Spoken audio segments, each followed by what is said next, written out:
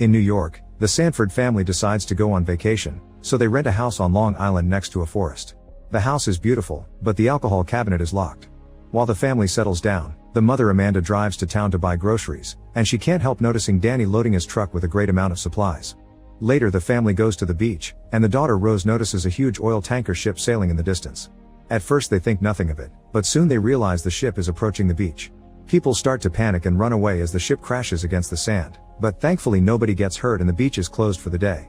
When the family returns home, they realize the Wi-Fi is not working, and there is no service on their phones or television. Amanda and her husband Clay are also surprised to see some deer in the backyard, which they see as a good omen. In the evening, Amanda hears a noise outside and suddenly someone knocks on their door. Clay gets ready to fight a potential intruder, but two people shock them by knowing their names. It turns out this is businessman George and his daughter Ruth, who are the actual owners of the house. It was George whom Amanda talked to through email to arrange the rent.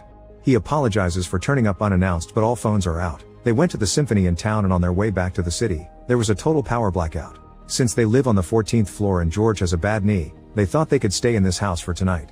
Amanda hates the idea and doesn't trust them, so George tries to offer her a 50% refund and promises he and Ruth can sleep in the guest room in the basement.